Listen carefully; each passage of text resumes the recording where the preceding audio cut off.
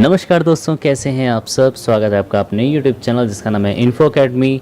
और आज मैं जो सबसे इम्पोर्टेंट क्वेश्चन आजकल में जो मेरे पास रिक्वेस्ट भी बहुत सारी आई इसकी कि भारत की नदियों के बारे में बताया जाए, सभी नदियों को कवर किया जाए एक वीडियो में। तो काफ़ी लोगों की रिक्वेस्ट थी, उसको लेकर मैं आज आपके सामने हाजिर हूँ। इसमें मैं पूरा बताऊँगा, आपको सारी नदियों के बारे में बताऊँगा भारत की, और उनके बारे में पूरी डिटेल से समझाऊँगा। पूरी वीडियो देखें, अंत तक देखें और चैनल को सब्सक्राइब कर दीजिए। ऐसी ऐसी बहुत सारी वीडियो में डालता रहता हूं जो कि आपके एग्ज़ाम के लिए बहुत ज़्यादा फ़ायदेमंद होती है। तो चलो शुरू करते हैं आज की वीडियो। आज हम भारत की प्रमुख नदियां, उनके उद्गम स्थान, परियोजना, बांध व उनसे संबंधित कुछ रोचक जानकारियों के विषय में जानेंगे। नदियों से संबंधित प्रश्न भी प्रतियोगी परीक्षाओं में मुख्यतः पूछे जाते हैं। सबसे पहले आपको जो मैप दिखाई दे रहा है, इसमें भारत में मुख्यतः प्रभावित होने वाली नदियों को अंकित किया गया है। भारत की नदियां 4 समूहों में वर्गीकृत की जा सकती हैं। नंबर 1, हिमालय की नदियां। ये नदियां वर्ष में प्रवाहित होती हैं और इन्हें पानी हिमालय पर बर्फ़ पिघलने या वर्षा के कारण मिलता है। नंबर 2, प्रायद्वीप नदियाँ। यह नदियाँ भारत के दक्षिण में बहती हैं।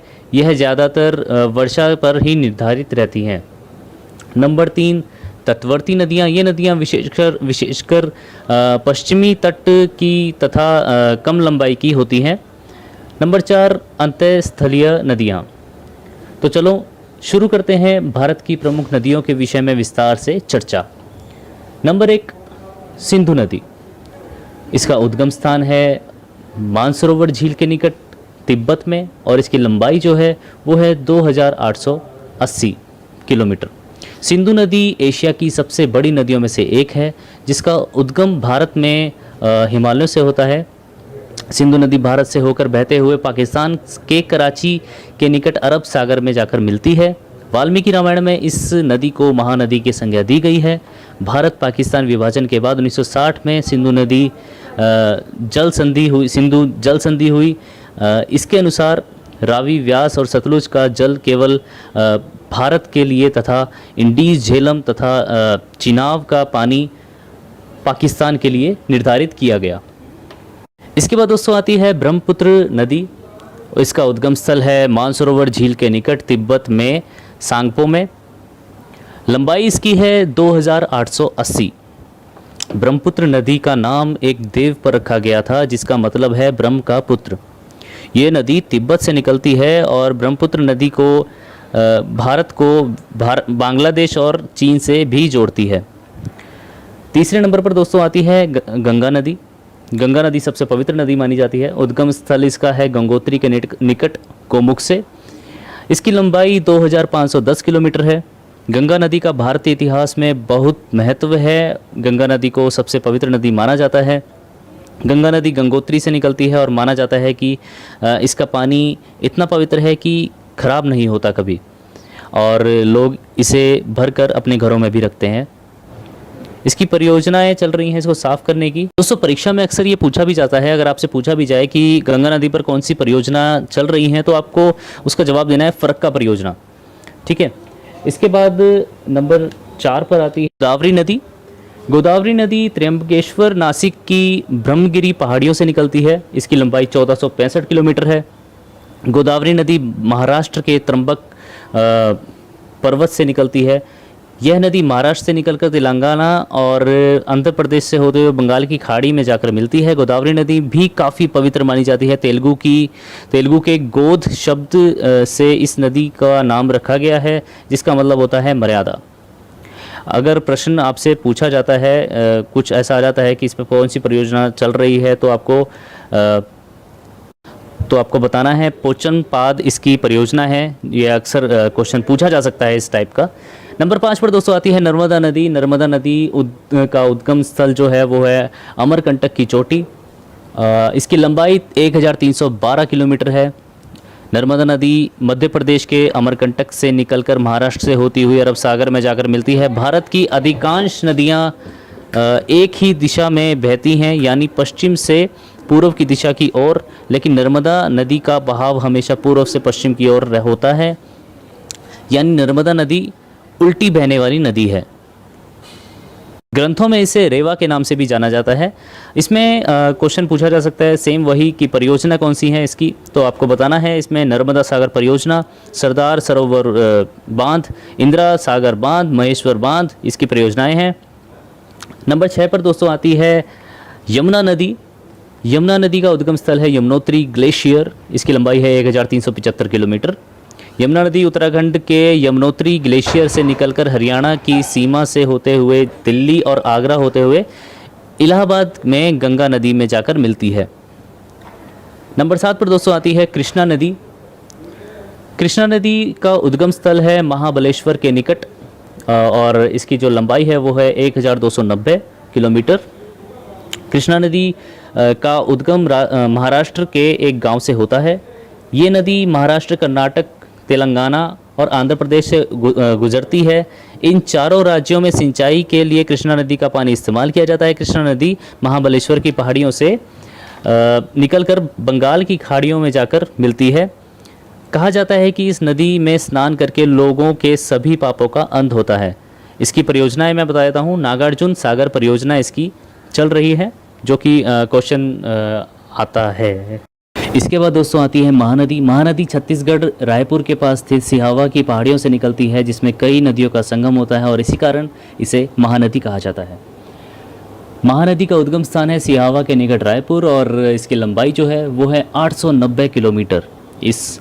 इसे छत्तीसगढ़ की गंगा और उड़ीसा का शोक भी कहा जाता है। इसकी मुख्य परियोजना महानदी डेल्टा परियोजना और हीराकुंड बांध है। इसके बाद दोस्तों आती है कावेरी नदी। कावेरी नदी का उद्गम स्थान है केरकारा के निकट ब्रह्मगिरी और इसकी लंबाई है 760 किलोमीटर। कावेरी नदी ब्रह्मगिरी के पहाड़ों से निकलती है और कर्नाटक और तमिलनाडु से होती हुई बंगाल की खाड़ी में जाकर मिलती है। दक्षिण भारत में गोदावरी और कृष्णा के बाद तीसरी सबसे बड़ी नदी है ये। इस नदी के किनारे बसा तिरुचिरापल्ली शहर हिंदुओं का प्रसिद्ध तीर्थ स्थान है। नंबर 10 पर दोस्तों आती है सतलुज नदी। सतलुज नदी भी पंजाब में बहने वाली 5 नदियों में से एक है और इसकी लंबाई सबसे ज़्यादा है। इस नदी पर हिमाचल प्रदेश में बांखड़ा नंगल बांध बनाया गया है। सतलुज नदी का उद्गम स्थान मानसरोवर के निकट राक्सताल है और इसकी लंबाई है 1440 किलोमीटर। इसकी परियोजना जो मुख्य परियोजना है वो इंदिरा गांधी नहर परियोजना, नाथपा झाकरी परियोजना, सरहिंद नहर परियोजना इसकी मुख्य परियोजना है। अक्सर ऐसा क्वेश्चन आता है आपको आपके एग्ज़ाम में।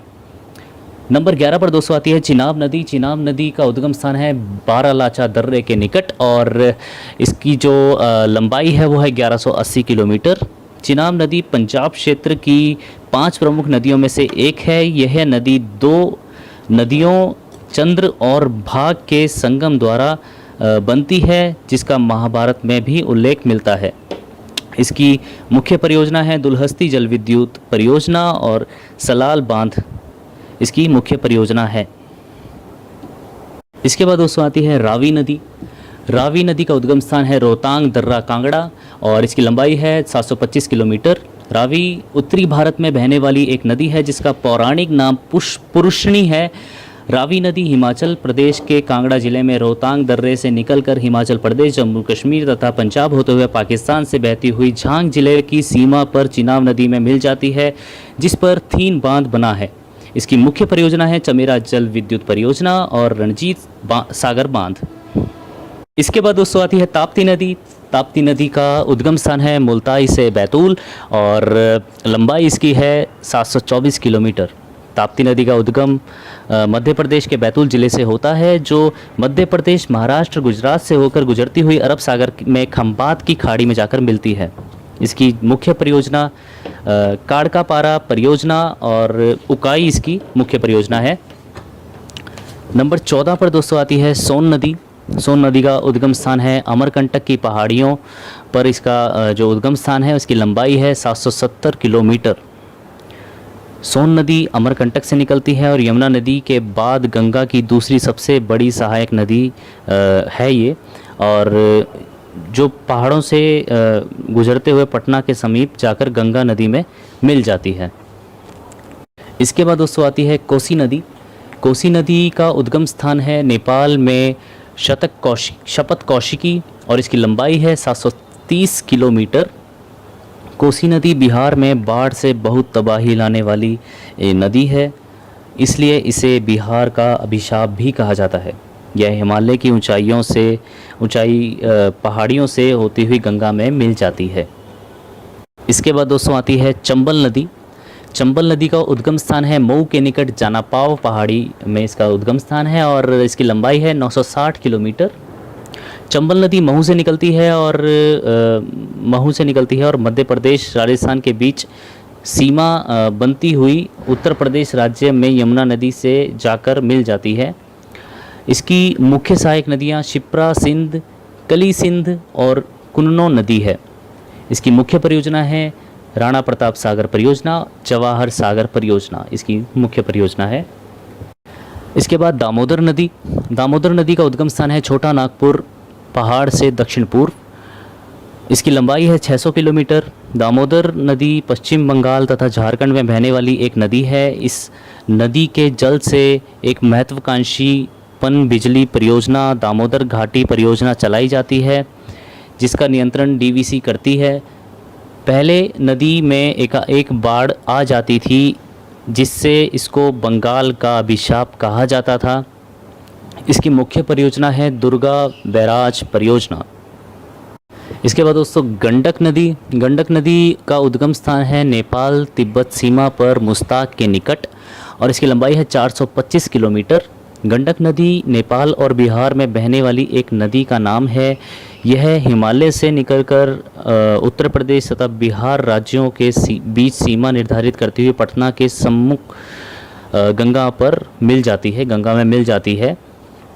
इसके बाद दोस्तों आती है झेलम नदी। झेलम नदी का उद्गम स्थान है शेषनाग झील कश्मीर। इसकी लंबाई है 725 किलोमीटर। झेलम नदी शेषनाग झील से निकलती है और यह कश्मीर की घाटी की सुंदरता में चार चांद लगा देती है। झेलम नदी का वास्तविक नाम वितस्ता है। इसके बाद दोस्तों आती है तुंगभद्रा नदी। इसका उद्गम स्थल है भद्रावती कर्नाटक और इसकी लंबाई है 531 किलोमीटर। तुंगभद्रा नदी कर्नाटक, आंध्र प्रदेश एवं तेलंगाना में बहती है और कृष्णा नदी में जाकर मिलती है।